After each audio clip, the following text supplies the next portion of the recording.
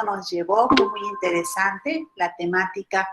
Entonces, después de haber leído, se despertaron muchas inquietudes, intereses por conocer más sobre este tema exactamente, cómo Jesús está interviniendo, ¿no? En Mateo, muy interesante. Entonces, bueno, ya estamos aquí varios. Yo creo que rápidamente nada más quisiera, para que nos conozcan, estamos los de la comunidad Anabautistas del Camino. Es una nueva grupo que ya llevamos 6 meses posiblemente reuniéndonos. Entonces, en el grupo, si quieres, yo creo que ya empezamos, ¿verdad, sí, Sandy? Ajá. Sí, de acuerdo, ya los puedo enlazar. Sí, entonces en este grupo está participando Marco, ahí por donde está, ahí está alzando la mano, él es Marco, así es que Marco, él es parte de la comunidad. También está Fernanda. Yo voy diciéndolas conforme los tengo aquí en la imagen. Fernanda también, ella ha estado con nosotros desde el principio. Nuestra querida Fernanda, ella es de Colombia y vive aquí en Morelos con nosotros está. Entonces, también participa Eugenio y Verónica, ahí están ellos, también están desde el principio con todo el grupo, y también está el hermano Marco, Alberto Vera, allá desde Acapulco, Guerrero. Entonces, y por supuesto está Sandy y Eric, que yo no sé si por ahí anda Eric, ¿verdad? Pero bueno, pues Eric también es parte de la comunidad. Y también, pues aquí está Fernando y su servidora Rebeca, que estamos conformando esta pequeña comunidad. Y pues queremos darle la bienvenida a todos y a todas los hermanos y hermanas que se están conectando con nosotros. Sean bienvenidos todos y todas a este encuentro que queremos. Es muy importante la temática, así que sean bienvenidos. Sí, entonces en esta ocasión, como decíamos, invitamos a nuestro hermano Willy Pérez Lemus. Él es el rector del seminario Semilla. Él estará compartiendo con nosotros la temática de justicia restaurativa desde la perspectiva de Mateo, ¿verdad? Y vamos a darle a él un tiempecito para que nos comparta algunas ideas que nos trae, que nos va a compartir sobre la temática. Y después vamos a abrir el espacio para preguntas. O diálogo. Un diálogo, sí. Esto es un diálogo en el cual todos vamos a poder compartir nuestras ideas, preguntas que a lo mejor entre todos podemos estar discerniendo sobre alrededor de esta temática. Tenemos varias visitas en esta ocasión. Quisiéramos presentarles a todos, pero realmente yo no los veo, pero sí somos varios los que estamos aquí. Sandra Vidal, Gloria Villagrán. Ajá. No sé más. Griselda Vázquez. Lizeth Hernández. Lizeth Hernández, Ruth Elizabeth, Román Serrano. Son de los que alcanzo yo a ver. Entonces, pues sean bienvenidos y bienvenidas. Ahora sí, vamos a darle el tiempo al hermano Willy para que nos comparta. Pero antes quisiéramos hacer una oración. Vamos a hacer una oración. Vero, ¿quisieras hacer esta oración para empezar esta reunión? Sí, claro. Padre, gracias te damos por esta oportunidad de estar aquí reunidos y de poder compartir y sobre todo aprender, Señor, de la experiencia, de lo que tú le has enseñado a Willy. Gracias por sus dones, gracias por el tiempo que nos permite escuchar y aprender sobre este tema que es tan importante y te pedimos, Señor, que el Espíritu Santo nos guíe y nos enseñe a cada uno conforme a nuestras necesidades. Padre, bendito seas y en el nombre de Jesús oramos y ponemos este tiempo. Amén.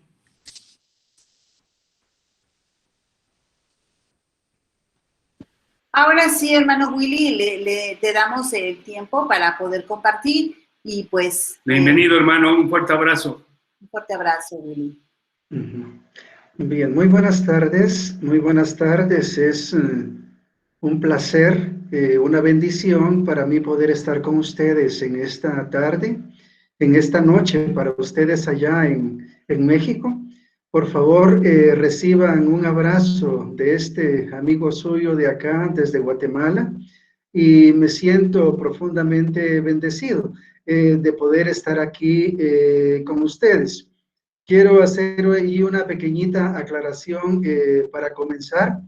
Estaba viendo la promoción que hermana Rebeca compartió y entonces en la promoción allí aparece una foto que mi hijo, uno de mis hijos puso en un WhatsApp de hace varios años atrás de mí. Así que la persona que aparece en la promoción es bastante diferente. O sea, ustedes están encontrándose ahora con alguien un poco más viejito, ¿verdad? Así que, qué bueno. Entonces, aclarando ahí para, si quieren pueden dar un aplauso para la persona que aparece en el WhatsApp y un minuto de silencio para la persona que está hablando aquí con ustedes en este momento, ¿verdad? Pero bueno, un abrazo realmente. Me da mucha alegría también poder ver rostros conocidos, ¿verdad? Gracias, Fernando, Rebeca, por invitarme. Me siento muy honrado, muy privilegiado por esto. Me da mucha alegría también, pues compartimos con Fernando, con Rebeca, con Sandy en un grupo de estudio de nuestra Escuela de Paz de Semilla que tenemos. Me da mucha alegría ver ahí en el grupo a alguien que ha sido un amigo y hace mucho tiempo no le he visto, a Eugenio Araiza, ¿verdad? Para quien envío un gran abrazo también y para su familia, ¿verdad? Entonces, qué alegría poder saludarles y espero que un día ese abrazo pueda ser en persona. Y también para todas y todos ustedes allí en la comunidad, Ruth de Nicaragua, creo que está Lisette por ahí y otras personas con quienes nos hemos conocido y con otras personas que creo que primera vez nos estamos encontrando y realmente es una bendición poder siempre encontrarse con nuevas amigas, nuevos amigos y creo que esa es una gran bendición de Dios. Así que muchísimas gracias a la comunidad anabautista del Camino, ¿verdad? Por permitirme este espacio para poder compartir con ustedes. Ustedes saben que estamos viviendo tiempos bastante difíciles, ¿no? Tiempos bastante complicados, especialmente por la situación de la pandemia, unido a otros problemas que nos están afectando dentro de nuestros países y por supuesto nuestro continente latinoamericano está siendo muy afectado por muchas de las situaciones que están pasando allí. En medio de estas circunstancias, siempre creo que nosotras y nosotros estamos llamados a tener una presencia activa, bienhechora, transformadora, en medio de la realidad en la cual estamos viviendo ahora. Así que quisiera comenzar con un pequeño cuentico para ponernos un poco a tono con lo que vamos a estar un poco compartiendo. Dice un pequeño cuento que en cierta ocasión el sol una mañana se encaprichó, no quiso salir para dar su luz. El sol dijo, hoy no salgo y no salgo. Esta gente es muy mal agradecida, nunca me agradecen por la luz que les doy, por el calor que les prodigo, por la energía que necesitan. Así que hoy no salgo y que vean qué hacen. Entonces el sol no salió y las tinieblas cubrieron la tierra. Pero cuando eso pasó, dice que una pequeña vela, una candelita que estaba en una cueva, en una montaña, cuando vio que el sol no salió, la vela dijo, pues bueno, se hará lo que se pueda. Y entonces vino la vela, se encendió y poco a poco otras velitas empezaron a imitar a aquella vela, comenzaron a encenderse también y poco a poco empezó a iluminarse el mundo. Pienso en ese sentido que en medio de este mundo tan complicado en que vivimos, donde hay como mucha angustia, mucha incertidumbre, mucha oscuridad a causa de las situaciones que nos están afectando, nosotras y nosotros estamos llamados, como dice precisamente un texto del Evangelio de Mateo, a ser luz del mundo, a ser luz del mundo. luz para alumbrar, para iluminar la vida en medio de esas realidades en las cuales nos encontramos. Así que, amigas y amigos de esta comunidad Anabautista El Camino, pues es mi oración y mi deseo que junto con ustedes vayamos siendo luz del mundo en medio de esta realidad desafiante en la cual nosotras y nosotros vivimos. Pues quiero compartir algunas reflexiones, algunas meditaciones alrededor de lo que es el tema de la justicia de Dios, y con un mayor enfoque en el tema de la justicia restaurativa o restauradora. Y lo que voy a hacer van a ser como 2, 3 cositas. Primero, vamos a traer lo que van a ser como unos pequeños conceptos de la justicia a la luz del Antiguo Testamento. Luego haremos un poco la conexión entre Jesús y la justicia que se deriva del Antiguo Testamento y cómo Él viene a actualizarla, a cumplirla en medio del mundo donde vivimos, para en un tercer momento cerrar con perspectivas de la justicia a la luz del Evangelio de Mateo, que entiendo que es el tema que precisamente ustedes han terminado de hacer. Entonces voy a tratar acá, si me permiten, compartir pantalla. Entonces vamos a compartir pantalla para tener ahí un poco algunas de las ideas que vamos a estar presentando, y ya después, como han dicho, vamos a abrir entonces lo que es un diálogo, ¿verdad? Entonces vamos a ver.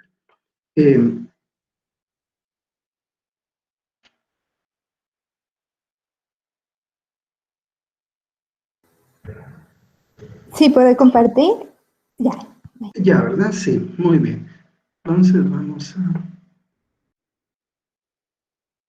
Bueno. Mencionaba entonces que vamos a trabajar lo que es ese tema, Jesús y la justicia restauradora de Dios. Varias de las ideas un poco que quiero compartir acá también vienen de algunas reflexiones, estudios que he estado haciendo sobre alguien que ha estado escribiendo bastante sobre esto, Ted Greensford, y entonces vamos a presentar algunas ideas con algunas otras adaptaciones que vamos a ir haciendo allí. Veamos, hay un teólogo que dice que Jesús nos proporcionó nuestros más caros ideales de vida.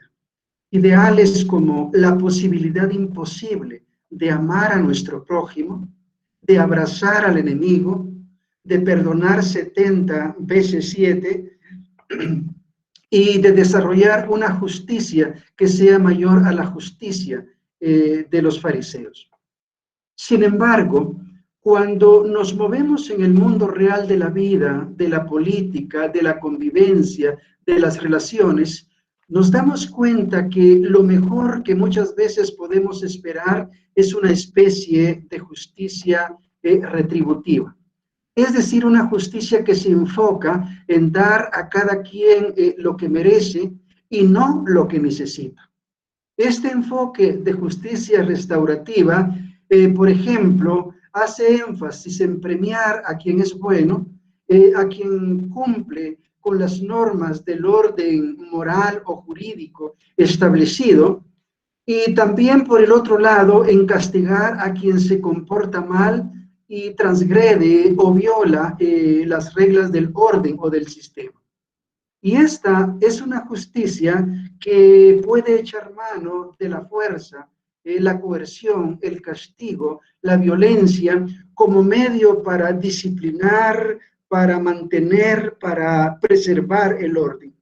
Y si nosotros observamos el mundo donde vivimos, nos damos cuenta que esta justicia está como muy arraigada en nuestros sistemas, en la familia, en la escuela, en la educación, en el Estado, en la política, en la sociedad y hasta en la misma iglesia. Esta justicia retributiva está presente, por ejemplo, cuando en la iglesia se habla de las disciplinas para quienes han fallado.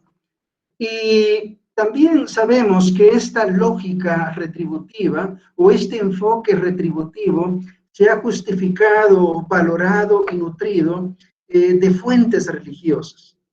Y por lo tanto, si queremos abrirnos a una comprensión como más amplia de la justicia, es necesario hacerlo a la luz de la misma sabiduría bíblica. Esto con la intención de entender la justicia en términos que sean más humanos, más redentores, más restauradores. Y al hacerlo, entonces vemos que el mensaje de Jesús tiene una conexión estrecha, cercana y no de tensión con la justicia sanadora y restauradora de Dios. Cuando nosotros entramos a la Biblia, nosotros vemos que la Biblia nos cuenta la historia de la intención, de la estrategia y de la acción de Dios, de un Dios que actúa para traer salvación, sanidad y restauración a la humanidad y a la creación, y lo hace convocando a una comunidad alternativa que conozca el amor de Dios, que encarne ese amor de Dios y que lo comparta en el mundo. La Biblia entonces nos comunica el querer, nos comunica la voluntad de Dios. Y hay varios términos del Antiguo Testamento que describen esa intención sanadora y restauradora. Por ejemplo, shalom, que se relaciona con paz holística, salud integral, vida en plenitud. O esed, que tiene que ver con gracia, con misericordia, con bondad amorosa. O mishpat y sedekat, que tienen que ver con la justicia social, la rectitud. Y una cosa interesante es que estos términos con frecuencia se entrelazan, se asocian y se refuerzan mutuamente.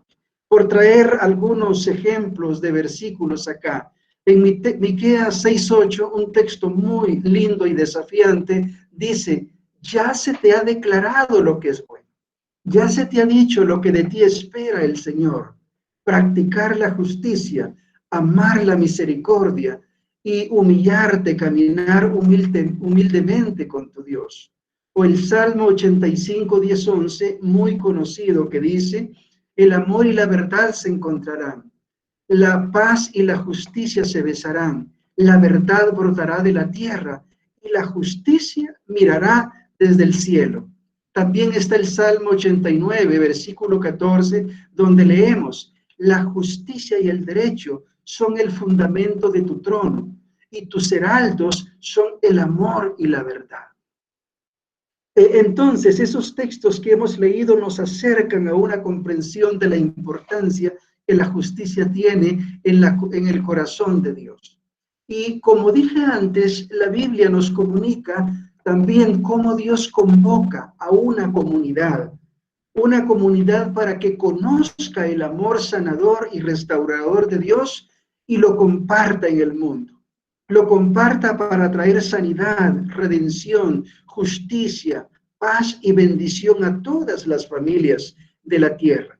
Esa fue la intención cuando Dios llama a Abraham y a Sara a seguirle y a conformar un pueblo, una comunidad que fuera de bendición para todas las familias de la tierra. Es decir, esa era la vocación de Abraham. Y cuando nosotros comprendemos esta historia, vamos entendiendo que en esta historia Jesús tiene el papel central de cumplir la intención de Dios. Es decir, Jesús viene para hacer el cumplimiento de esa intención de Dios, porque Jesús es el amor de Dios que viene al mundo y que ofrece ese amor al mundo.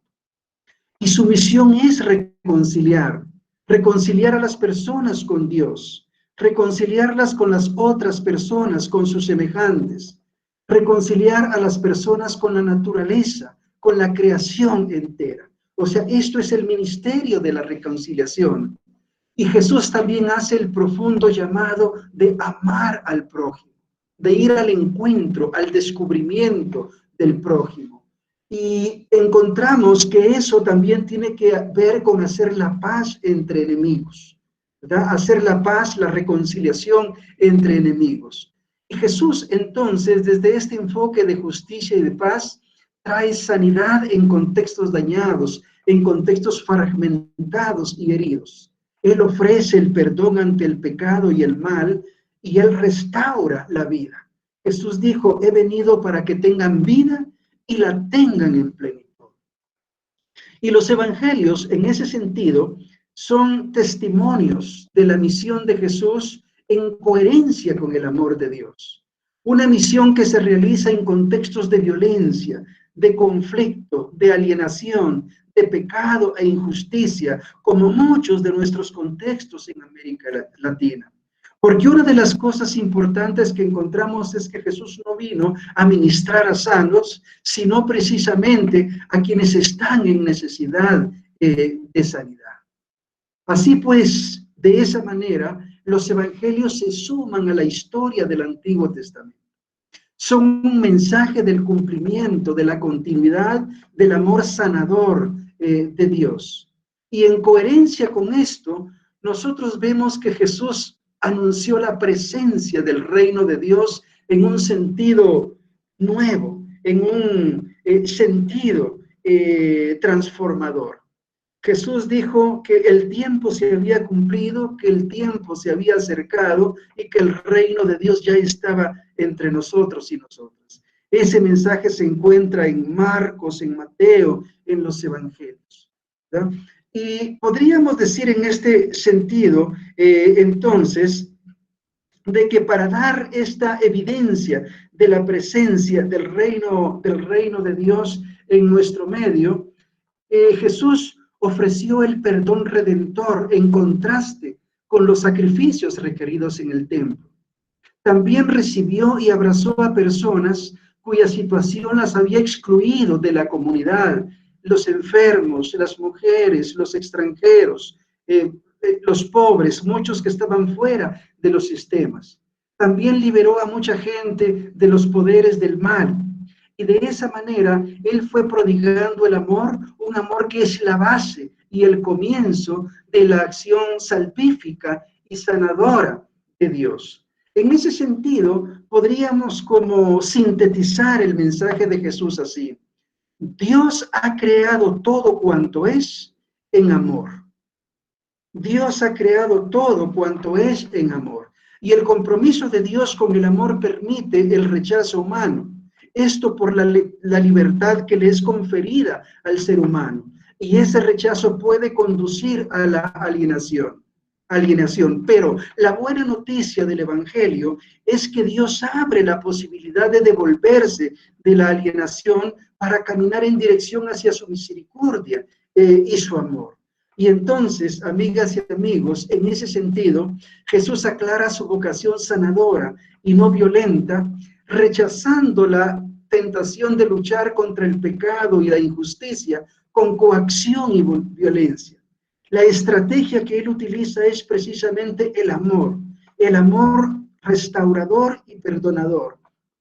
La justicia, desde esta perspectiva, no tiene que ver con eliminar a pecadores y malhechores, ni tampoco tiene que ver con una santidad que se niega a estar en presencia del pecado y del mal.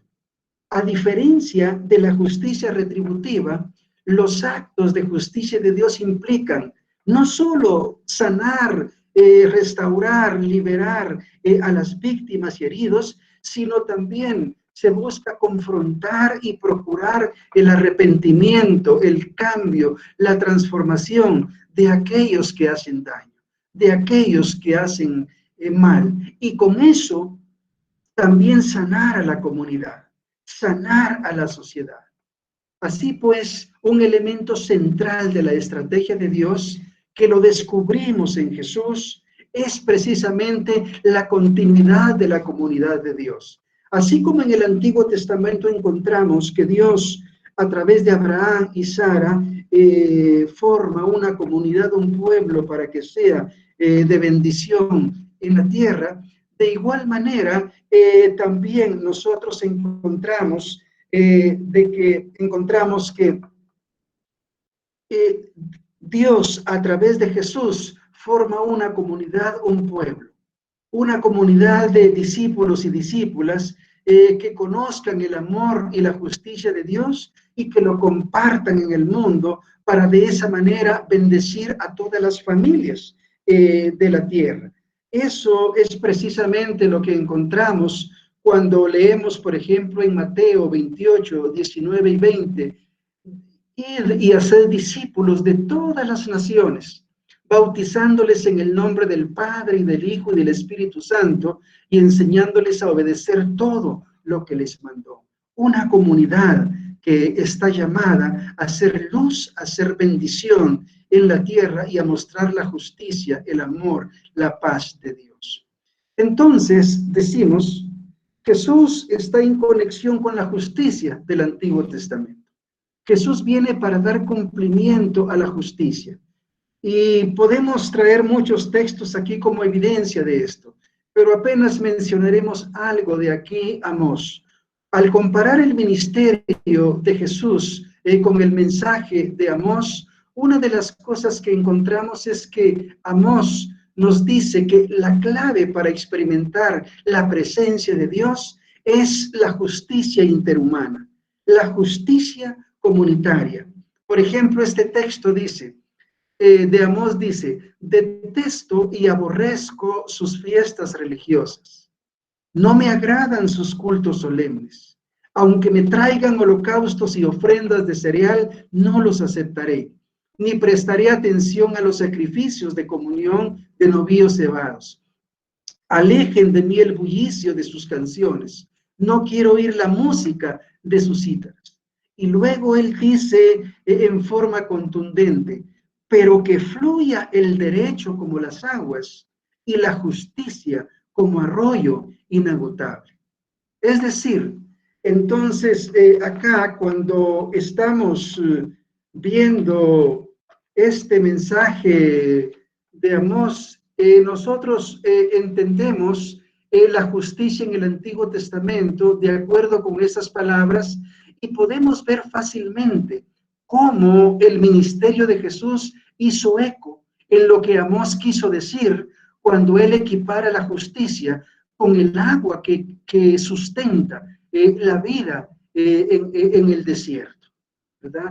Y otra de las situaciones acá es que Amós se está refiriendo al fracaso, ese fracaso de no encarnar la preocupación de la Torá por el bienestar de todas las personas. Y por eso es que el profeta exhorta a volver a la Torá, a regresar a la esencia de la Torá y a alejarse de las injusticias. Y acá este volverse implica recuperar la justicia genuina, la justicia verdadera, ya que la comunidad representa la vida para todas y para todos. Y Jesús entonces siguió esta misma lógica.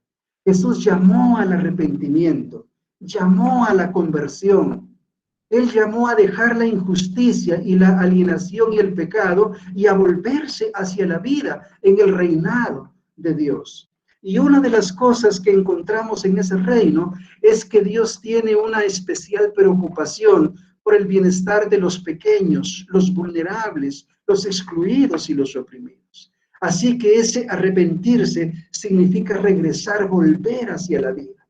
La justicia por la que Jesús llama a tener sed, entonces se relaciona con la vida, con la reconciliación, con la restauración de las relaciones con Dios y entre las personas. Esto de la misma manera en que la justicia del Antiguo Testamento se vincula, se conecta con la paz y la misericordia. Y entonces, pues, Jesús encarna la justicia del Antiguo Testamento. Sabemos que los profetas predicaron la justicia y donde vemos que Dios entra en la realidad humana y que Él trae la posibilidad de sanidad. Y lo hace para traer bendición a todas las familias de la tierra. Este texto, por ejemplo, es muy bello y es muy desafiante. Dice el texto, mi corazón retrocede dentro de mí. Mi compasión se vuelve cálida y tierna. No ejecutaré el ardor de mi ira, no volveré a destruir a Efraín, porque yo soy Dios y no mortal, el santo en medio de vosotros, y no vendré con ira. Aquí lo que nosotros vemos es que la santidad de Dios no motiva la ira, sino que la santidad de Dios motiva su compasión. Dios en medio del pueblo suyo quiere traer vida y no muerte. Quiere traer sanidad y no condenación. Quiere traer inclusión y no exclusión. Quiere dar perdón y no castigo. Y Jesús, que lo confesamos como el Dios encarnado, sigue precisamente este modelo de justicia que acá nos está presentando Oseas. Un modelo de justicia fundado en el amor, la justicia y la compasión. Es por eso que cuando nosotros vemos a Jesús, vemos que como santo en medio de la humanidad, Jesús trae un mensaje de compasión, de sanidad y restauración, no un mensaje de castigo. Por ejemplo, en los capítulos 8 y 9 del Evangelio que ustedes han leído, ahí podemos encontrar una serie de historias de sanidad que ilustran este tipo de santidad. Ahí vemos cómo Jesús trata con todas las personas, con toda clase de personas, muchas de ellas consideradas impuras, malditas, excluidas. Y Él toca su inmundicia con un amor restaurador, un amor salvífico y transformador. O sea, aquí vemos entonces la misericordia y el amor de Dios en acción. Y por eso mismo los fariseos, desde otra lógica, desafían a Jesús. Por ejemplo, dicen en cierto momento, ¿por qué tu maestro come con recaudadores de impuestos y pecadores?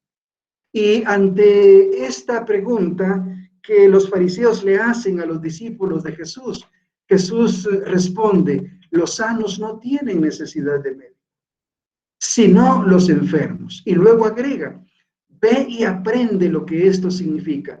Misericordia quiero y no sacrificio, enfatizando el lugar de la misericordia. Y él dice, porque no he venido a llamar a justos, sino a pecadores. Es decir, entonces, la justicia tiene que ver con misericordia, no con la retribución que requiere de violencia, de castigo destructivo muchas veces, para equilibrar la balanza moral. Así pues, Amós apunta hacia la justicia restaurativa y cuando vemos a Jesús lo encontramos a Él que encarna esta promesa, ¿verdad? Y esto incluye un desafío directo frente a la injusticia y la opresión. Es decir, Jesús no es un Jesús que se queda pasivo ante la injusticia, el mal y la violencia, sino que por el contrario desafía los conflictos. Pero eso significa incluir a todos y todas, pecadores y justos por igual, en un proceso de sanidad, de restauración, de reconciliación, en una comunidad reconciliada que sana las heridas, que conducen a la opresión y la injusticia.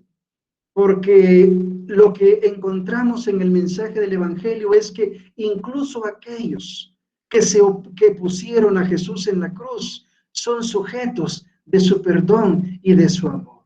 Es decir, un amor perdonador, restaurador, transformador, que busca conducir a la vida, a la paz. Y unas últimas reflexiones aquí desde lo que es el Evangelio de Mateo.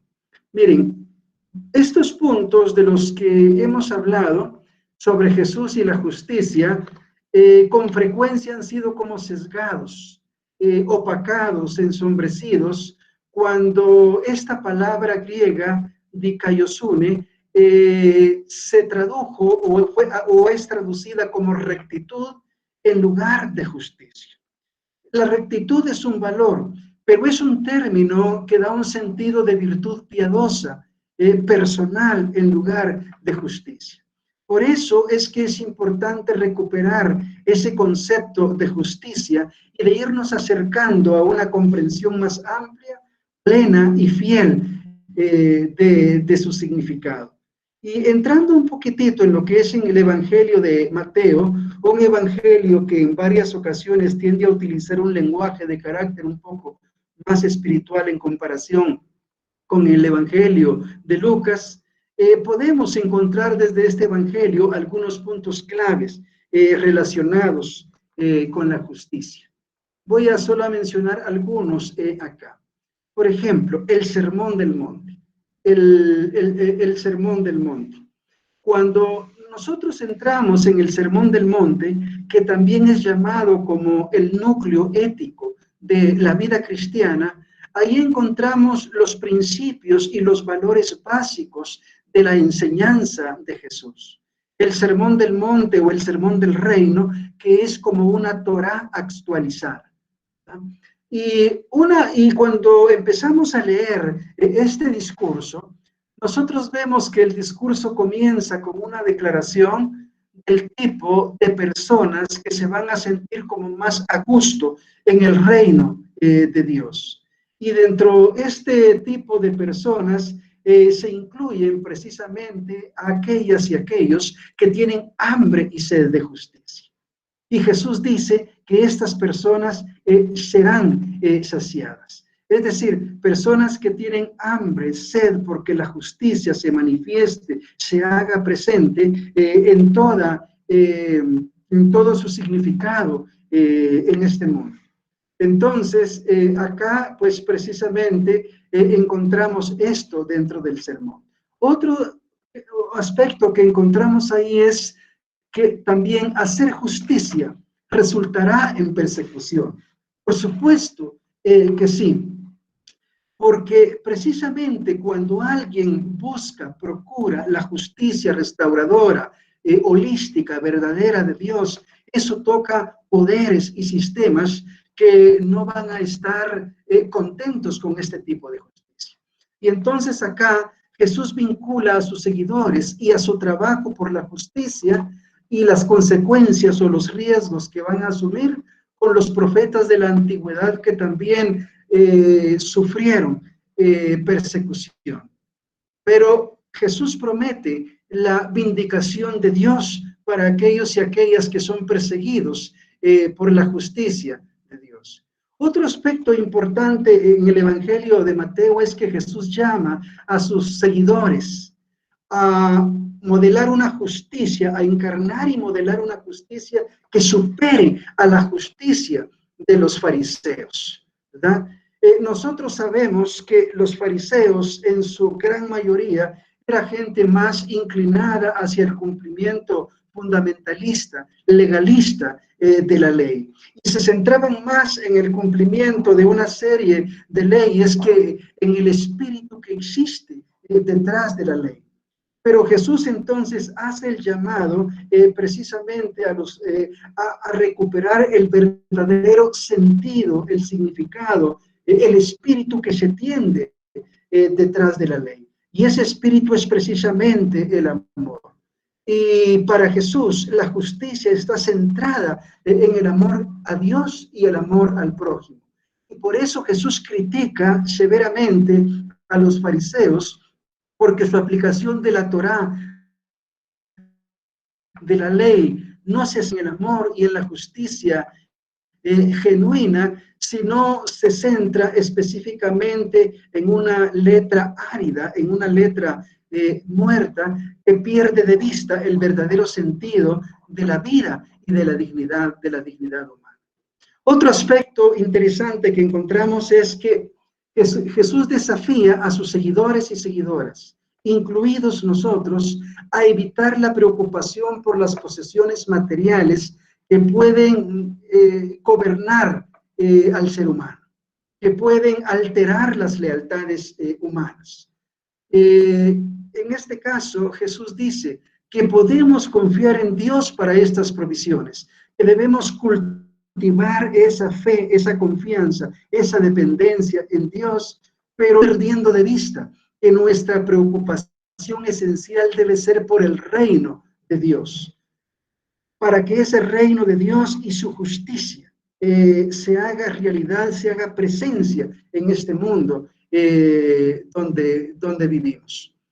Algo más es que el conflicto de Jesús con los fariseos, por causa de las personas hambrientas que rebuscan comida y por la curación del hombre con una mano seca un día sábado, eso genera un conflicto entre Jesús y los fariseos. Y aquí otra vez encontramos esa oposición.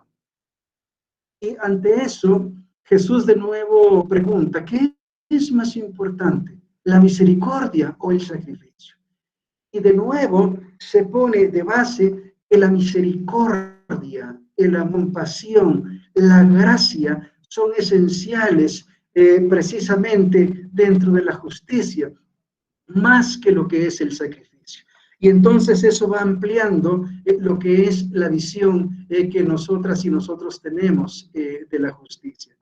Un par de anotaciones más desde el Evangelio de Mateo. Por ejemplo, cuando leemos la parábola de los trabajadores de la viña en el capítulo 20 de Mateo, ustedes conocen la parábola, aquel hombre que llama a unas personas muy temprano en la mañana para ir a trabajar a su viña y les ofrece un salario y estas personas aceptan, llama a otras más tarde, les ofrece un salario, a otras después y a las últimas cuando ya está por finalizar el día. Y cuando él va a pagar, empieza pagando a los que llegaron de último y él justamente le da a todos justamente el mismo pago. Y por supuesto eso genera malestar entre los que habían llegado más temprano y presentan su reclamo. Y entonces acá lo que nosotros encontramos es que de pronto dentro de esta lógica de la justicia de Jesús, aquí se incluye una generosidad que va más allá de lo esperado. Una generosidad que se conecta más no con qué es lo que yo merezco o con qué es lo que la persona merece, sino más concretamente con qué es lo que la persona necesita. Y eso, por supuesto, sin menoscabar como los compromisos originales que se hicieron con los primeros trabajadores. Pero de nuevo, acá el énfasis central es dar a la persona de acuerdo a su necesidad, y eso es una muestra de una justicia generosa, de la generosidad de Dios. Otro elemento importante es en cierta discusión que se tiene, y especialmente en ese caso Jesús pone como ejemplo a los recaudadores de impuestos y a las prostitutas diciendo que ellos irán adelante, entrarán en el reino de los cielos antes que los religiosos. Acá lo que vemos es que la justicia se conecta con generosidad, con restauración, con inclusión. Porque estas personas no estarían dentro del sistema o dentro de la comunidad moral que los religiosos han establecido. Y por eso acá entonces vemos un concepto de justicia que se relaciona con la generosidad y la inclusión. Acá se refiere precisamente a la justicia restaurativa. Una justicia que es inclusiva, que incluye a todos y a todas dentro de la comunidad. Una justicia que produce sanidad y restauración. No una justicia que excluye, que produce alienación entre los que tienen y los que no tienen. Y entonces eso nos lleva a profundizar el concepto, el pensamiento de la justicia. Jesús también reitera el sentido de esos elementos clave de la Torá, y esos elementos como la misericordia, la justicia, el shalom. Y por eso cuando confronta a los escribas y fariseos, les dice, ay de ustedes, escribas y fariseos, hipócritas, porque diezman la menta, el enel, el comino, pero han descuidado los asuntos más importantes de la ley, la justicia, la misericordia y la fidelidad. Es decir, es mucho más importante la práctica de la justicia, la misericordia, la compasión, el amor y la fidelidad, más que los rituales religiosos. más que el cumplimiento de normas religiosas que han sido establecidas. Y para ir finalizando acá, quizá una parábola bastante interesante en el Evangelio de Mateo, que nos lleva a ver también la importancia de la justicia, es la parábola del juicio en el final de los tiempos. La parábola que habla de la separación entre los justos y los injustos, cuando se dice, se coloca a unos de un lado y a otros de otro lado. Y una de las cosas interesantes acá es que el factor decisivo en esta expresión de justicia son precisamente los actos de generosidad, de bondad y de la compasión.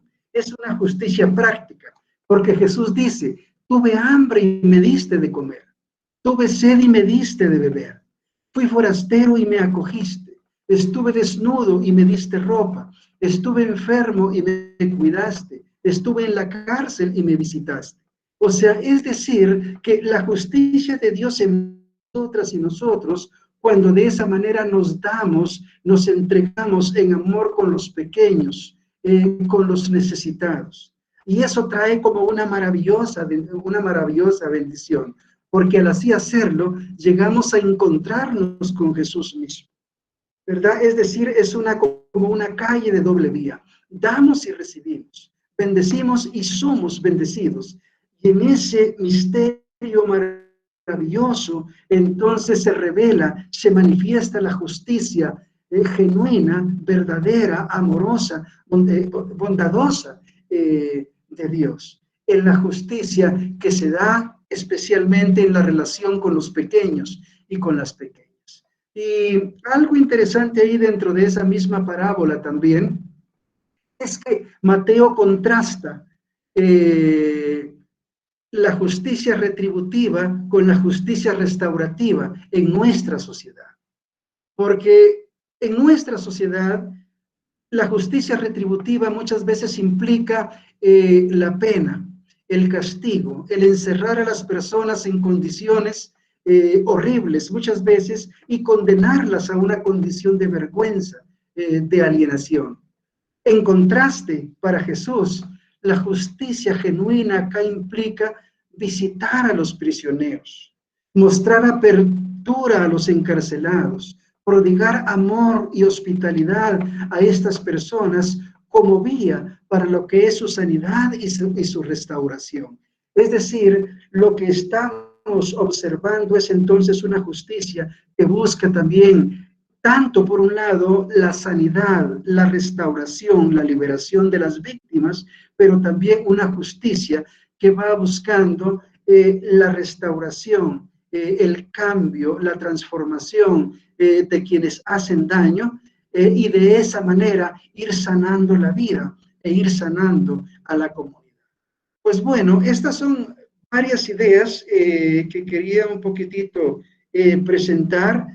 Solo concluyo esta parte diciendo que, vean, cuando entramos entonces a la historia bíblica, vemos que la justicia de Dios es sanadora y restauradora. Allí nos encontramos con un Dios que es justo. Y es justo especialmente en el sentido que busca producir restauración en las relaciones, sanar a las víctimas, transformar comunidades, restaurar a los ofensores en la familia de Dios y de esa manera bendecir a todas las familias de la tierra. De esa manera ir haciendo posible la paz y la vida en plenitud en esta tierra, en esta sociedad. Y dentro de lo que es esta historia, Jesús precisamente es el cumplimiento de esa intención divina. Él le da seguimiento a esa intención de la justicia de Dios. Lo dejo acá en este momento, entonces Rebeca, Fernando nos dirán qué sigue. Muchas gracias, hermano Willy. Una bendición poder escucharte. Bueno, es el momento ahora de el diálogo entre nosotros. Y si alguien tiene preguntas o una manera de dialogar, de comentar, es el tiempo, hermanos y hermanas, ¿Alguien quiere hacerlo? Puede liberar su micrófono y comenzar con su parte. Sí, Marco. Buenas tardes a todos. Pues los de nuestro grupo de comunidad anabautistas me conocen porque siempre estoy inquieto, con muchas dudas preguntando. Mucho gusto en conocerlo, Willy. Me ha sido muy, muy agradable su plática.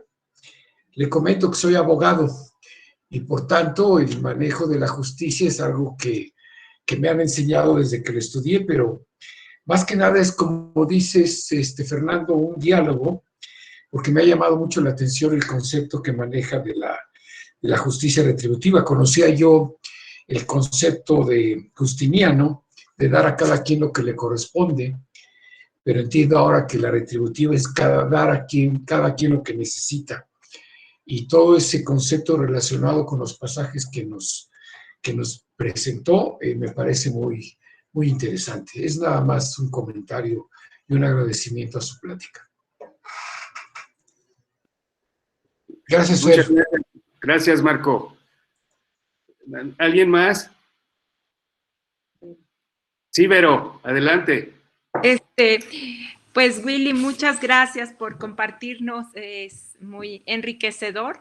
Y bueno, aquí una pregunta que tiene que ver con esta parte de lo que estamos viviendo, pues muchos países en América, que tiene que ver con la delincuencia organizada y con esta cuestión de cómo trabajar esa reconciliación, ¿no? Con todo lo que vivimos en diferentes estados, por ejemplo, aquí, ¿no? Personas que están siendo desaparecidas, que están siendo violentadas, y que realmente vivimos en un estado secuestrado por la delincuencia.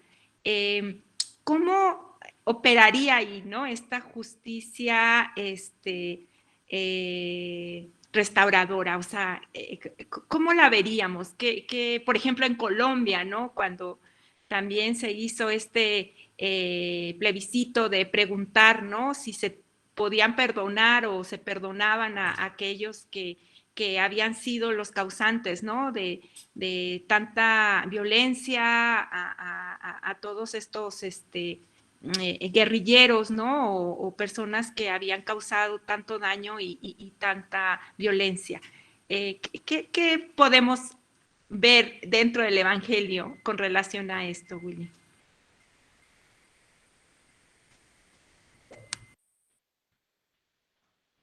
Sí, muchas gracias por la pregunta, que es sí bastante interesante.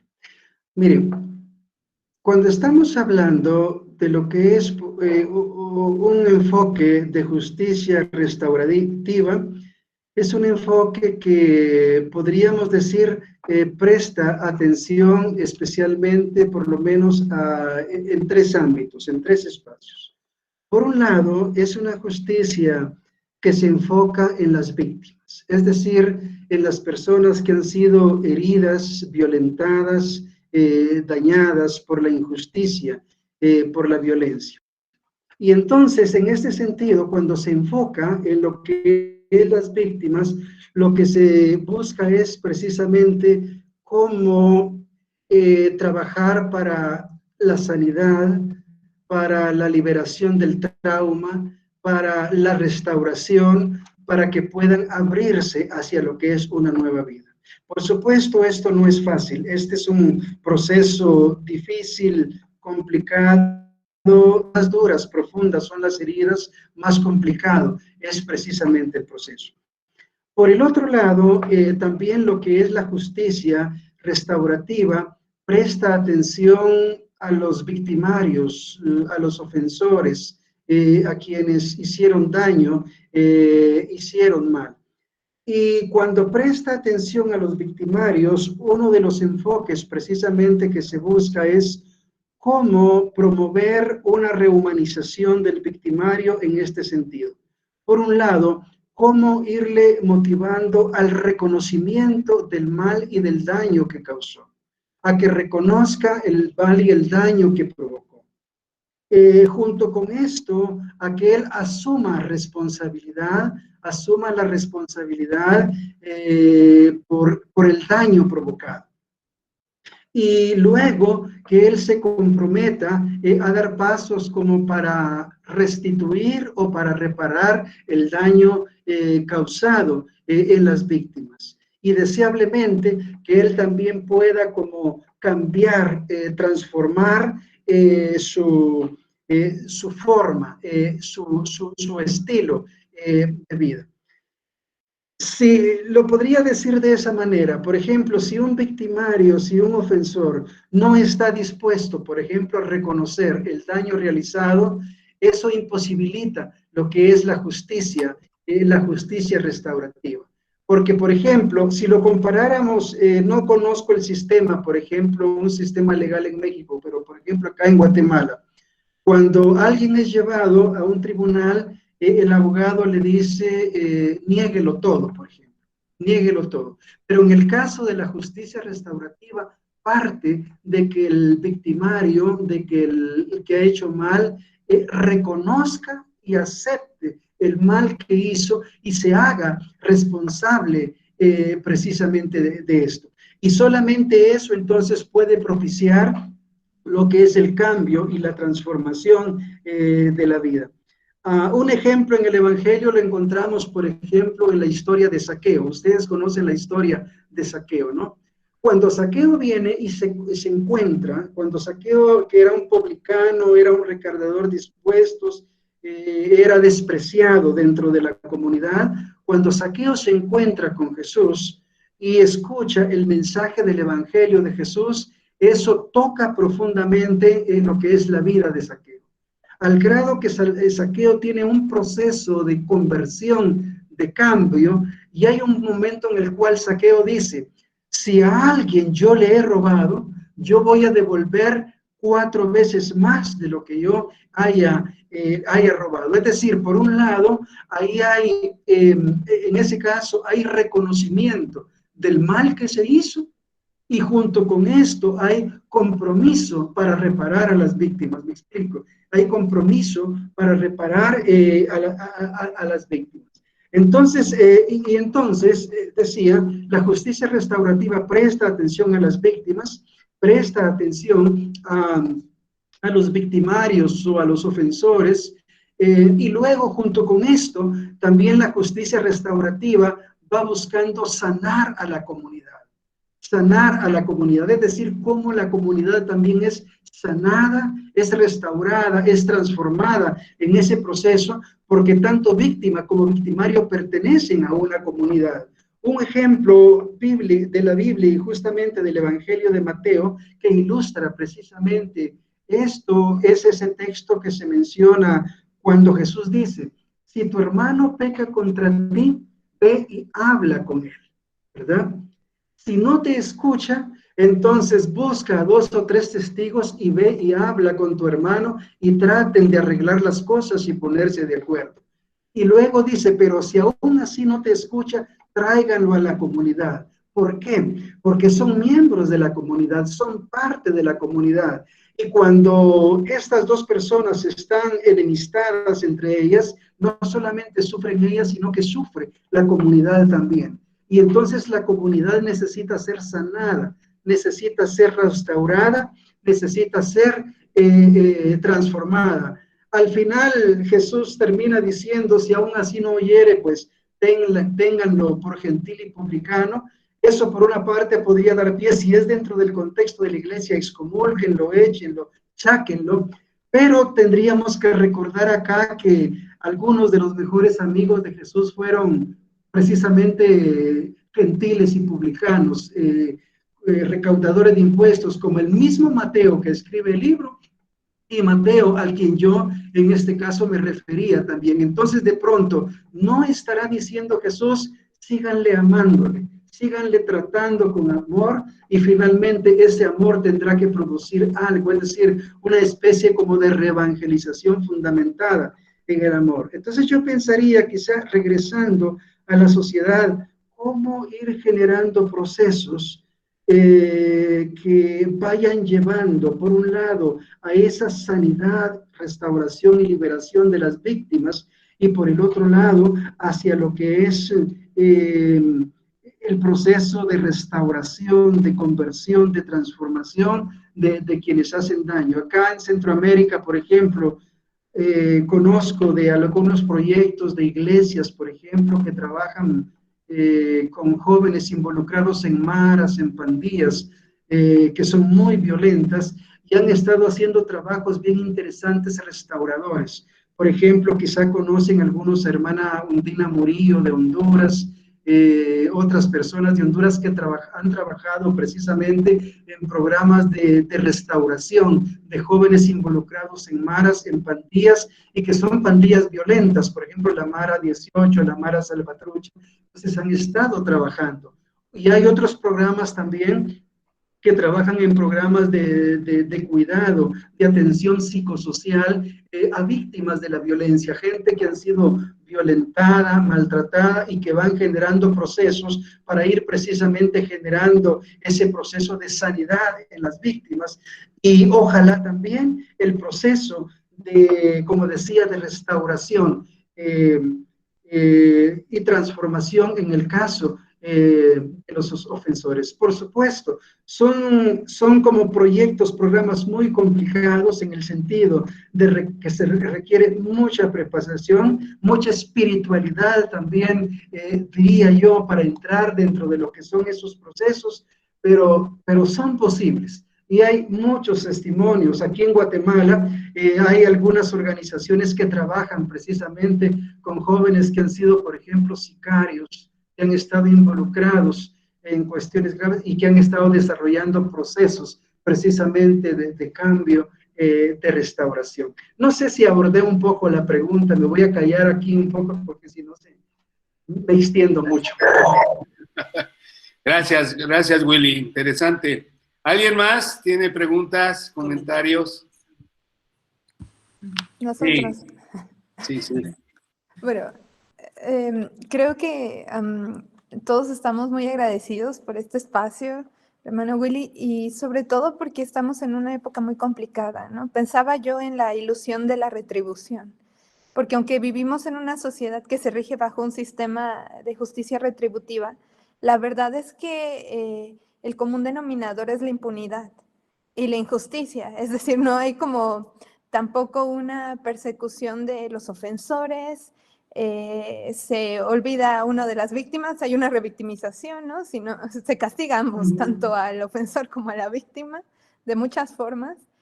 Y pues los inocentes están en la cárcel, ¿no? Hay muchos procesos que quedan detenidos. Entonces pienso un poco en esta ilusión de la retribución y la necesidad de que haya justicia de alguna manera, ¿no? Conocer nuevas formas de justicia y construir la justicia de manera comunitaria, porque sabemos que el Estado tiene sus limitaciones y en muchos sentidos en América Latina está coartado. Entonces, bueno, pienso en eso, ¿no? O sea, yo claro que creo que hay que construir una justicia restaurativa y veo pues un escenario verdaderamente complicado, pero creo que finalmente nosotros tenemos esa esperanza, ¿no? De hacer pasos a nivel comunitario, a nivel social, eclesial. Digo, yo estoy trabajando mi tesis en justicia restaurativa, es acompañamiento psicosocial a víctimas indirectas de desaparición, aquí en Morelos. Y pues es el común denominador, ¿no? Ellos buscan la justicia y también buscan la verdad, porque realmente no hay un acceso a la verdad, ¿no? Se oculta la verdad. Entonces, pues, es un escenario complicado. Solo quería tener esta reflexión, pero gracias por la charla, porque nos sigue animando e inspirando. Sí. Bueno, sí. perdón, si puedes apuntar esto que dice Sandra, y bueno, escuchemos también al hermano Eugenio, de tal manera que 2, 3, y puedas contestarle a los 3 juntos, ¿no? Sí, Eugenio, puedes tener tu Sí, igual un gusto enorme verte de nuevo, Willy. Y sí, te sigues viendo tan joven y tan guapo como en la foto que subieron ahí, Sandy. Te ves muy bien, hermano, me da gusto que tengas esa vida feliz. Y mi comentario, mi pregunta, un poco lo que decía Vero, creo que sí vivimos una situación que reta enormemente, ¿no? Vero dio algunas situaciones, pero incluso tú, Willy, de Centroamérica, puedes mirar cómo cuando los migrantes pasan por tu país, entran a México, nuevamente hay una situación de injusticia enorme. Puedo pensar ahora en la pandemia. Es lamentabilísimo que muchísimos países no tienen ni una sola vacuna, mientras otros ya están dejando el cubrebocas y viven otro tipo de vida. Y así Palestina, ¿no? Nos duele a todos lo que está pasando con esa situación y todos ciegos a esa situación de barbarie, ¿no? Y entonces, sí, como también Sandy mencionaba, creo que vivimos un mundo donde tal parece que no hay mucha esperanza, pero tú comenzaste con una historia muy hermosa sobre este asunto de la vela y luego dentro de tus comentarios trajiste a luz hacia nosotros un texto bíblico de que dice, ahora vayan y aprendan lo que es justicia. Tal parece que también se requiere un proceso de mirar el mundo con otros ojos, de ver y aprender. ¿Qué puede ayudar, Willy? Me gustaría, por ahí va mi pregunta, ¿qué puede ayudar para que nosotros, como personas, pero también como grupos cristianos, como iglesias, podamos aprender a ver lo que está pasando, a ver la injusticia, no cerrar los ojos y hacer las cosas de otra manera, porque también ahí hay desesperanza? La iglesia cristiana evangélica en Latinoamérica ha crecido en números impresionantes, pero no vivimos un continente más justo. Sigue habiendo demasiada pobreza, violencia, etcétera. Entonces, ¿qué ves tú para darnos esperanza de qué tú ves para la iglesia y para los cristianos de Latinoamérica, de cómo podemos ver y aprender lo que es la justicia? Sí, gracias. Rebeca. Bueno, yo también quería mencionar la importancia de profundizar más sobre lo que es la justicia restaurativa, porque es muy triste ver cómo dentro de nuestros ambientes cristianos o nuestras propias familias hablar de justicia es vas a ver que te va a ir bien mal porque te portaste mal, o sea, esa es justicia y oramos para que haya justicia para el otro, pero más bien estamos pareciendo como decirle a Dios, castígalo porque se portó mal, ¿no? Dios te bendiga. Pero hay un Dios que todo lo ve, que puede, o sea, ese tipo de cosas, ese tipo de expresiones que tienen pareciera ser como un sinónimo de justicia con castigo, con la fulminación del otro porque se porta mal. O sea, eso es algo que a mí siempre me está preocupando bastante. La importancia de entender, de diferenciar esta justicia restaurativa donde el valor es de todos los seres humanos y que todos podamos tener las mismas oportunidades de salir adelante, de tener la compasión y la misericordia de Dios. Nada más eso comento. Sí, gracias, Becky. Adelante, ahora sí, estimado Willy. Bueno, sí. Primero, refiriéndome un poco al comentario de Sandy, podríamos decir lo siguiente. Una, sí sabemos que vivimos dentro de lo que es un mundo complejo, difícil. Y dentro de ese mundo podría pensarse que la justicia restaurativa es como una idea romántica, por ejemplo. Y que lo que más se necesita es precisamente cómo hacer que los ofensores, los victimarios, los delincuentes, los opresores paguen por lo que han hecho. Entonces, Sin embargo, cuando nos estamos acercando, creo, hacia lo que es una justicia que busca más una restauración de la vida, de la comunidad, de la sociedad, por un lado, esta justicia restaurativa no está desconociendo el daño, el mal que han causado, por ejemplo, los ofensores. Por eso mencionaba de que un principio básico es precisamente que los ofensores, los malhechores, reconozcan el mal que han hecho, se comprometan a dar pasos para restaurar, reparar lo que hicieron, y también den pasos para un cambio y una transformación. Inclusive hay varios casos de justicia restaurativa, por ejemplo, donde el hecho de seguir un proceso restaurativo no ha significado a veces que los delincuentes o opresores salgan de la cárcel, porque podría pensarse que podría ser como un pretexto, por ejemplo, para salir de la cárcel. Hay ocasiones en las cuales, por ejemplo, se han dado varios casos en los cuales personas que han cometido crímenes, delitos graves, estando en la cárcel, han entrado dentro de un proceso de restauración porque comprenden que ellos necesitan sanar, independientemente si eso les va a abrir las rejas para salir o para no salir. O sea, con eso estoy diciendo de que de pronto no necesariamente anula, digamos esto, porque una de las oposiciones que a veces la justicia restaurativa encuentra es decir, bueno, ese es un camino fácil para los delincuentes o los opresores. Por eso menciono, no necesariamente significa que van a tener como consecuencias por lo que han hecho, pero lo que sí se va buscando es precisamente el reconocimiento, el compromiso por cambiar, el compromiso por restituir, el compromiso por transformar las cosas. Lo otro que es importante dentro de eso es que en ese proceso de justicia restaurativa hay valores que es necesario desarrollar. Por ejemplo, valores esenciales como la misericordia, la compasión.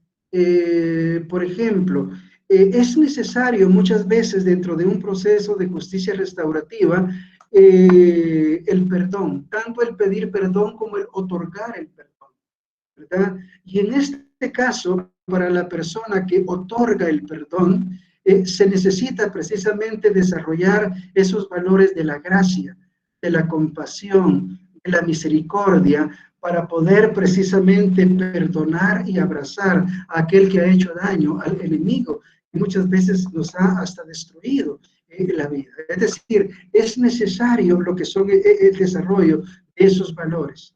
Y por eso, cuando una víctima, por ejemplo, no logra abrirse hacia eso, por supuesto, eso va a dificultar también el proceso de un reencuentro, por ejemplo, de un encuentro con el victimario o el ofensor. Y si es en el caso de los ofensores, uno de los valores necesarios de desarrollar es el valor de la verdad. Es decir, el valor de la verdad. Solamente reconociendo, aceptando la verdad, o sea, es posible precisamente entonces abrirse hacia lo que es un proceso de restauración. Es decir, por un lado, se necesita de parte entonces de los victimarios, de los ofensores, el abrirse a la verdad, el aceptar la verdad, y por el otro lado, en el caso de los victimarios, lo que es el desarrollo entonces de gracia, de compasión y misericordia. Por eso es que uno de los textos del Antiguo Testamento se habla precisamente de que la misericordia y la verdad se encuentran. Es decir, la misericordia y la verdad se encuentran. Misericordia para poder perdonar, la verdad para aceptar las cosas que también se hicieron y para poder solicitar lo que es ese perdón. Entonces, mencionaría eso por el otro lado. En cuanto a la pregunta o comentario que hacía Eugenio, en el caso de lo que es la iglesia, miren, yo creo que la iglesia está llamada, digámoslo así, a ser una expresión visible y viviente del reino de Dios aquí en la tierra. La iglesia está llamada a ser una presencia bienhechora, iluminadora y transformadora en el mundo en el cual nos movemos. Y tenemos tantos desafíos nosotros que enfrentar en nuestros continentes. Las migraciones, la miseria, la pobreza, la pandemia, la enfermedad, la injusticia social, tantas cosas. Entonces, por un lado, yo creo que sí es importante abrirnos como a una concepción mucho más profunda, plena, amplia, de conceptos como salvación, justicia, paz, liberación en nuestros contextos, y hacerlo precisamente desde lo que es el estudio, la interpretación bíblica. Lamentablemente hay muchas interpretaciones sesgadas, muchas veces fundamentalistas, literalistas, muchas veces que no nos permiten abrirnos a una comprensión como más profunda de lo que son estos temas. Pero yo sí sigo creyendo que es importante dentro de la iglesia cultivar, por ejemplo, el estudio bíblico, la hermenéutica comunitaria, la lectura comunitaria de la Biblia, como ustedes lo hacen, para de esa manera precisamente ir teniendo una mejor comprensión del Evangelio, del reino de Dios y de estos conceptos tan clave como salvación, justicia, paz. Eso por una parte. Yo muchas veces digo que la iglesia necesita formarse, educarse más. O la iglesia se educa o la iglesia está condenada a perder su identidad y a convertirse en cualquier otra cosa. Entonces, eso es importante. En segundo lugar, también creo yo que dentro de lo que es ese proceso de relectura e interpretación de la Biblia, hacerlo de una manera contextual. Es decir, de cara al contexto, a la realidad en la cual nosotras y nosotros vivimos. Miren, hermanas y hermanos, por ejemplo, lo diría de esta manera. Fe y vida no se pueden separar. Fe y vida no se pueden separar. Biblia y mundo no se pueden disociar. O sea, es necesario tener un conocimiento profundo de las Escrituras, como tan importante es tener como un conocimiento del contexto humano-social en el cual nosotras y nosotros nos movemos. Porque al conocer ese contexto, nosotras y nosotros nos sensibilizamos, nos identificamos con ese mundo y esa realidad. Y luego, a la luz del Espíritu, vamos encontrando formas, caminos que contribuyan a la transformación de ese mundo, de esa realidad en la cual nosotros nos encontramos. Entonces, creo yo que entonces, junto a lo que es la lectura, la interpretación bíblica, entonces es muy importante lo que es también una lectura contextual del mundo en el cual nosotras y nosotros vivimos. Luego, junto a esto, creo también es importante desarrollar como el poder de la imaginación, el poder de la creatividad. Es decir, cómo nosotros podemos, desde los dones, los recursos, las capacidades, los carismas que Dios nos ha dado, imaginar, crear, proyectar caminos, estrategias, iniciativas, proyectos que puedan ir contribuyendo entonces a enfrentar esas situaciones, esos males ante los cuales nosotras y nosotros nos encontramos. O sea, creo yo pues que tenemos que echar uso de nuestra imaginación, de nuestra creatividad, desde lo mejor de nuestra fe, de lo mejor de los recursos que tenemos, entonces, para encontrar formas, caminos, estrategias que contribuyan a la transformación de la vida, de la realidad y del mundo en el cual nosotros y nosotros nos encontramos ubicados, ¿verdad? Entonces, esa sería una tercera. Y una cuarta que agregaría,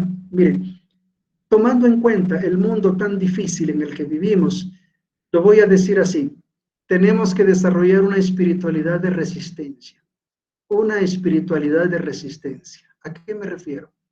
Pablo dice en la carta de los Efesios, si es que Pablo escribió Efesios, pero quien lo haya escrito, dice en el capítulo 6, dice, porque no tenemos lucha contra sangre ni carne, sino contra principados, contra potestades de las tinieblas, contra sistemas de maldad.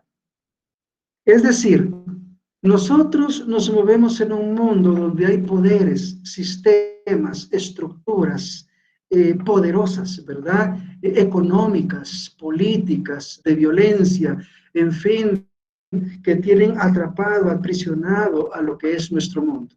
Y entonces, ante esas estructuras y sistemas y poderes, nos enfrentamos. Entonces, pero Pablo dice, cuando nos llama a lo que es la resistencia, también él mismo nos va dando los recursos para una espiritualidad de resistencia. Él dice, por ejemplo, cultiven la oración,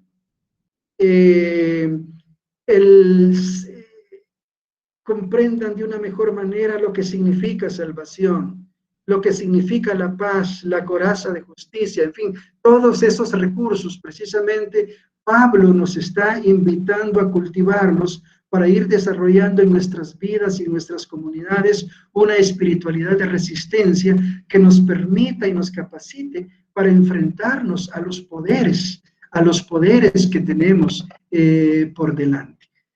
Entonces, yo diría por lo pronto, hermanas y hermanos, y pensando en la pregunta de mi querido hermano Eugenio, por estas cuestiones que mencioné, que las resumo en estas cuatro. Uno, pues, una lectura y hermenéutica profunda, fiel, plena de la Biblia.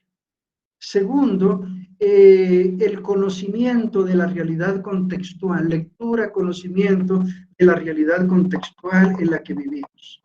Tercero, el desarrollo del poder de la creatividad, de la imaginación, para poner en acción lo mejor de nuestra fe, lo mejor de nuestras capacidades y recursos para desarrollar iniciativas que contribuyen al bien, a la vida, a la justicia y a la paz. Y en cuarto lugar, entonces el cultivar una espiritualidad de resistencia para poder enfrentar, digamos, ese mundo complejo, esos poderes ante los cuales nosotras y nosotros nos encontramos. Entonces, lo vencería ahí. Y por último, respecto a lo que mi hermana Rebeca decía, sí, es importante entonces conocer más lo que es el significado de lo que es la justicia, ¿verdad? Porque muchas veces el significado que manejamos puede ser muy simplista, muy reduccionista, pero cuando vamos entrando a la profundidad del significado de la justicia, desde lo que es, por ejemplo, el shalom de Dios, desde ese significado nos vamos encontrando nosotros que justicia tiene que ver, por ejemplo, con relacionamiento armonioso, tiene que ver con integridad en la vida, tiene que ver con que hayan derechos y oportunidades para todas las personas en la comunidad o en la sociedad para que puedan desarrollarse dignamente. Tiene que ver con la construcción de relaciones correctas, justas, saludables de las personas con Dios, de las personas consigo mismas, de las personas con sus semejantes, con los otros y las otras, e incluso de las personas con la naturaleza, con los otros seres vivientes, con la creación de Dios. Es decir, tenemos que ampliar lo que es el significado de la justicia. Si queremos nosotros promover una justicia que verdaderamente pueda contribuir a sanar, a restaurar y a transformar la tierra, la vida, la sociedad, el mundo donde vivimos. Pero entiendo que tendremos otro, si estoy bien, otro miércoles, ahí podemos profundizar algo más de la justicia restauradora de Dios también. Lo dejo aquí ahorita. Pues muchas gracias, estimado Willy. Interesante tema. Hay mucho que rascar para eso. Y a mí me gustaría, si lo puedes apuntar, para el próximo domingo, miércoles, perdón, el Mateo 18, me parece a mí, no me contestes ahorita, sino para el próximo miércoles, me parece que Mateo 18 es un gran desafío, aunque es un texto muy conocido entre los anabautistas, pero es un gran desafío actualmente para los mismos anabautistas y para todo lo cristiano, ¿no? El hecho de reconocer y aceptar que hay que amar al enemigo. Me parece que eso es algo tremendo, porque al final sucede que si no entiende esta persona, si no acepta a la persona que ha violentado, entonces sí lo condenamos, ¿no es cierto? Y no le damos la oportunidad que nos presenta Mateo 18, versículo 17, ¿no? Entonces, sí, me parece que es como muy interesante ese tema para el día de hoy, ¿no? Pues muchas gracias, hermano. Ahí para el próximo miércoles. Y agradecemos todos tu participación y agradecemos también la participación de todos. Pero para finalizar, voy a pedir a mi hermano Eric si nos puedes guiar en oración para finalizar este momento. Hermano, nada más yo sí le puedo hacer una pregunta igual para el próximo miércoles. Adelante, Lizeth. Sí, gracias. Contenta de estar aquí con ustedes. Hermano, me surgió una duda ahorita de lo que estaba explicando. Una era en relación ¿cómo dijo? Que una espiritualidad se me fue la palabra. De resistencia, exacto. Entonces a mí me saltó la idea con relación a las palabras que Jesús dice cuando nos exhorta, dice, no resistáis al mal. Entonces ahí como que ya no sé cómo acomodar eso. Entonces me gustaría que en la próxima me pudiera, porque para mí a primera vista como que me suenan dos cosas diferentes. Entonces me gustaría que el próximo miércoles sí, nos pudiera explicar esa confusión que me surgió. Gracias, bonita claro, noche. sí, lo vamos a hacer el próximo miércoles. Es decir, son como dos significados bastante diferentes y cada quien en su lugar, pero lo vamos a trabajar el próximo miércoles. ¿Me permiten solo terminar con esto antes de que hagan la oración? Solo con un minuto, solo por compartirles esto. Solo iba a decirlos, nosotras y nosotros como iglesia estamos llamados, tenemos el llamamiento a dar continuidad a la misión de Jesús de hacer posible la vida, la paz, la justicia acá en la tierra. Eso es parte de nuestra misión. Y con lo que quiero cerrar es precisamente con esto. Cuando yo era niño había una pequeña historia que me gustaba mucho cuando me la contaban. Y la historia decía más o menos así. Solo es una historia que no está en la Biblia. Una vez que la compartí me dijo alguien, ¿dónde está esto en la Biblia? Yo le dije, no, solo es un cuentico, es una historia. Pero la anécdota dice más o menos lo siguiente. Cuenta esto, que cuando Jesús murió y él resucitó y después de resucitar ascendió a los cielos, cuando llega a los cielos, le hicieron una gran fiesta de bienvenida y los ángeles estaban esperándole y felices de que él estaba allí. Y de repente unos ángeles le preguntaron a Jesús, Jesús, y ahora que tú regresaste acá, estás en el cielo, ¿quién va a continuar tu misión allá en la tierra? Jesús se quedó pensando y dijo, ¿quién va a continuar mi misión allá en la tierra? Y luego dijo, bueno, allá está Pedro, allá está Santiago, allá está Juan, allá está María Magdalena, allá está Marta de Betania, allá está María de Betania, y empezó a nombrar a sus discípulas y a sus discípulos. Y los ángeles se quedaron extrañados, sorprendidos, y le dijeron, Jesús, pero ¿solo ese plan tienes? ¿No tienes un plan B, como dirían los buenos planificadores? Y Jesús dijo, no, solo ese plan tengo, no tengo otro plan. Pero tengo la esperanza, dijo, que esa gente no me va a fallar. Traigámoslo a nuestro momento. Si le preguntaran a Jesús en este momento, Jesús, ¿y quién va a continuar tu misión allá por México? ¿Quién va a continuar tu misión allá por México? Quizá Jesús respondería, pues bueno, allá está Lizeth, allá está Vero, allá está Eugenio, allá está Sandy, allá está Fernando, allá está Rebeca, allá está Leticia, allá está Alberto, allá están toda esa gente linda de la comunidad anabautista El Camino y de otras iglesias allí en México. Y quizá los ángeles preguntarían, pero Señor, ¿y solo ese plan tienes? Y Jesús diría, sí, solo ese plan tengo, pero tengo la esperanza que esa gente no me va a fallar. Jesús ha puesto mucha confianza, mucha esperanza en nosotros y nosotras, mis hermanos. Un abrazo con mucho amor y nos vemos ahí el siguiente miércoles. Adelante, hermano Eric. Gracias, hermano. Eric, por favor. Bien, pues oremos. Padre nuestro, muchas gracias por tu amor, tu misericordia, porque somos tu plan.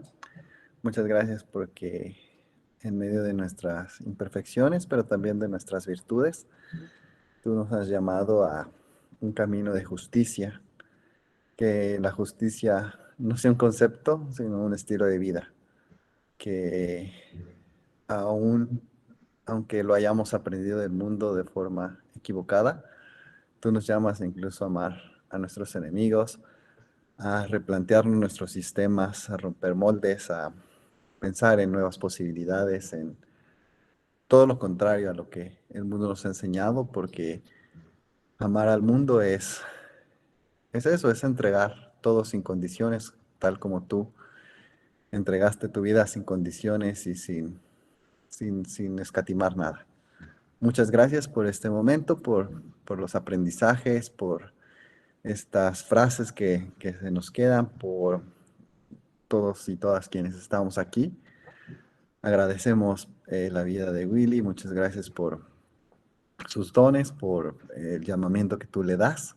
Síguele guiando, cuidando a su familia y también a cada una de nosotras. Padre, tú acompáñanos, danos justicia a nuestras vidas y que también seamos agentes de justicia y no solo observadores. Muchas gracias porque en ti hay esperanza, porque en ti hay vida y en ti hay posibilidades. En tu nombre oramos, agradeciendo todo. Amén. Amén.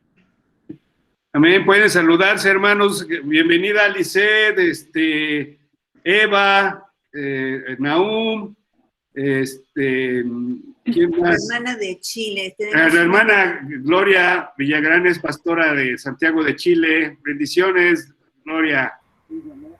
Gusto tenerte por acá.